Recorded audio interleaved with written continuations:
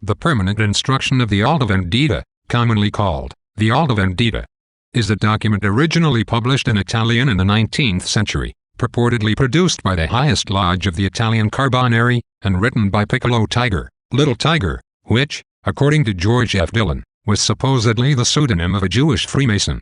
Printed in English in 1885 and discovered in Italian earlier and ordered published in 1859 by Pope Pius IX. Note that they want to complete it within a century. Permanent instruction of the Alta Vendita. Ever since we have established ourselves as a body of action, and that order has commenced to reign in the bosom of the most distant lodge, as in that one nearest the center of action, there's one thought which has profoundly occupied the men who aspire to universal regeneration. That is the thought of the enfranchisement of Italy, from which must one day come the enfranchisement of the entire world, the fraternal republic, and the harmony of humanity. That thought has not yet been seized upon by our brethren beyond the Alps. They believe that revolutionary Italy can only conspire in the shade, deal some strokes of the pointer to Spurian traitors, and tranquilly undergo the yoke of events which take place beyond the Alps for Italy, but without Italy. This error has been fatal to us on many occasions. It is not necessary to combat it with phrases which would be only to propagate it. It is necessary to kill it by facts. Thus, amidst the cares which have the privilege of agitating the minds of the most vigorous of our lodges, there is one which we ought never forget. The papacy has at all times exercised a decisive action upon the affairs of Italy. By the hands, by the voices, by the pens, by the hearts of its innumerable bishops, priests, monks, nuns, and people in all latitudes, the papacy finds devotedness without end ready for martyrdom, and that to enthusiasm. Everywhere, whenever it pleases to call upon them, it has friends ready to die or lose all for its cause. This is an immense leverage which the popes alone have been able to appreciate to its full power, and as yet they have used it only to a certain extent.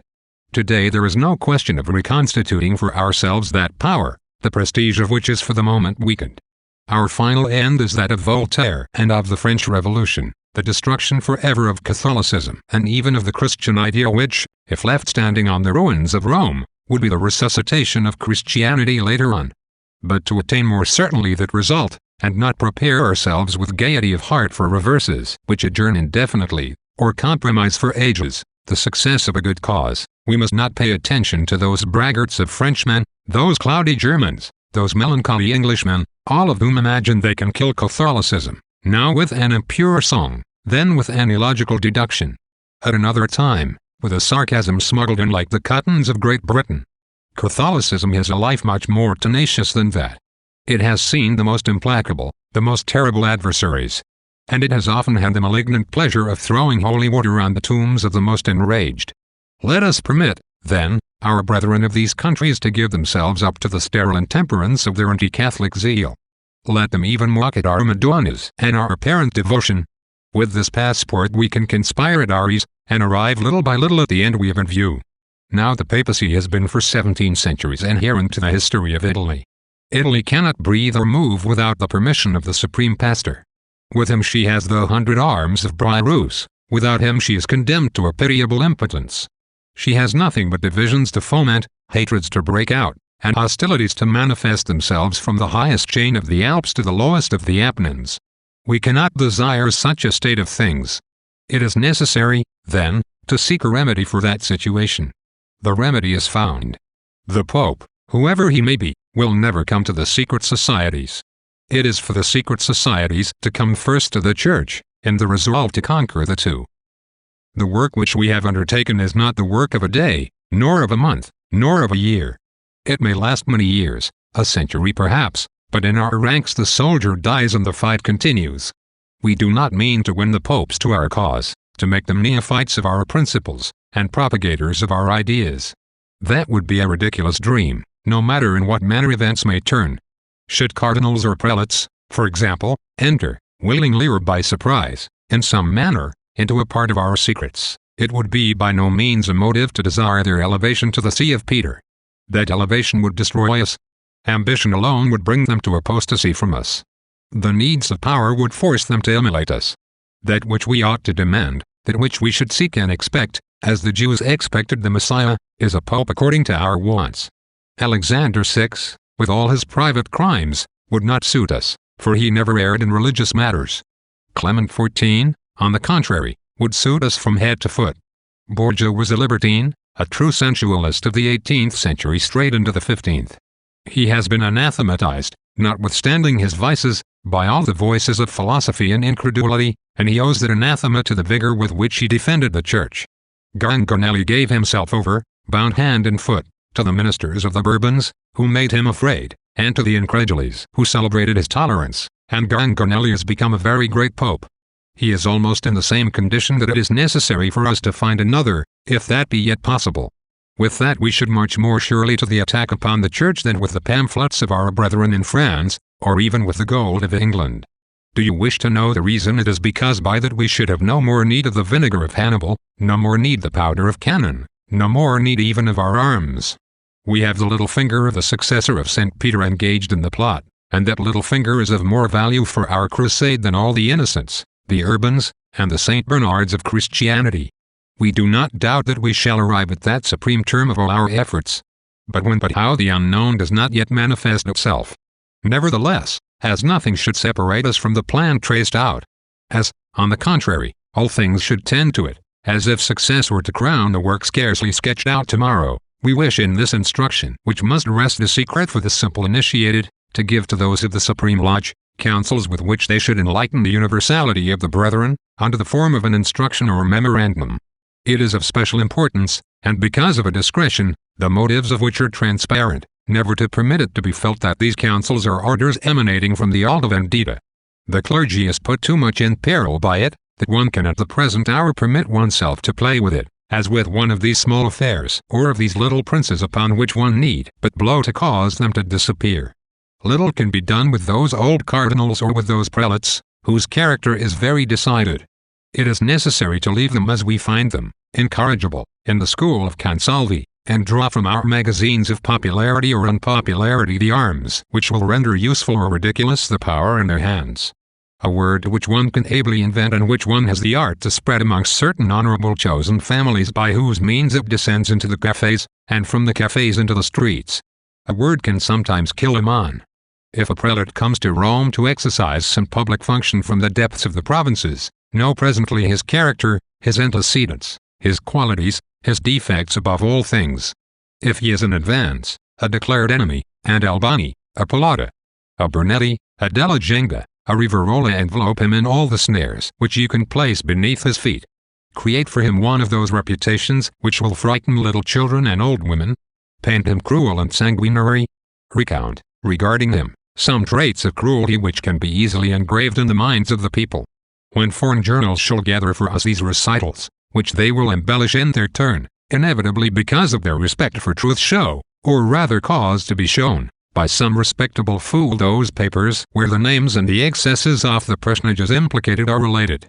As France and England, so Italy will never be wanting in facile pens which know how to employ themselves in these lies so useful to the good cause.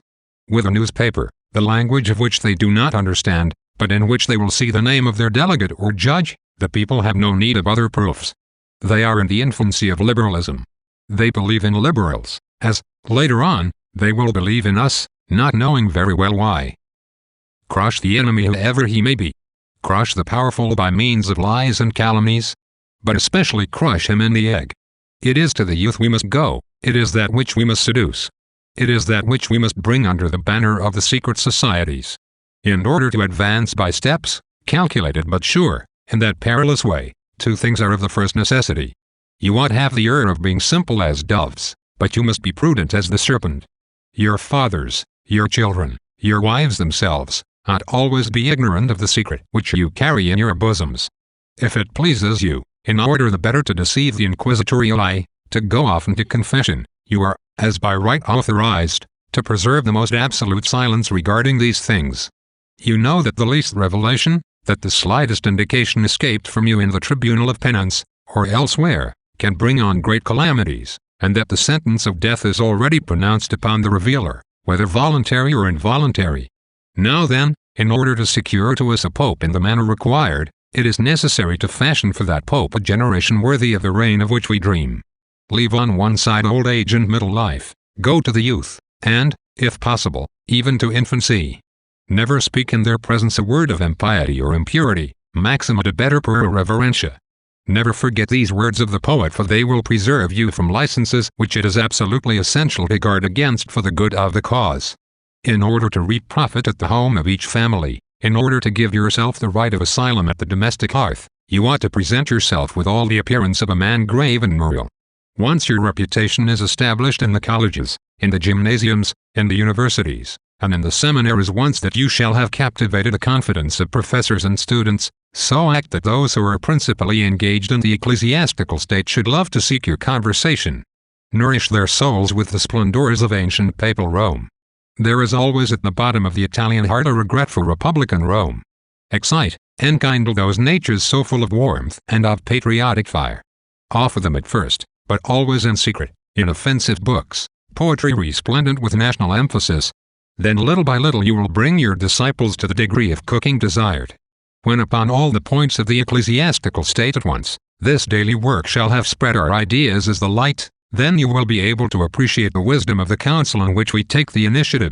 Events, which in our opinion, precipitate themselves too rapidly, go necessarily in a few months' time to bring on an intervention of Austria.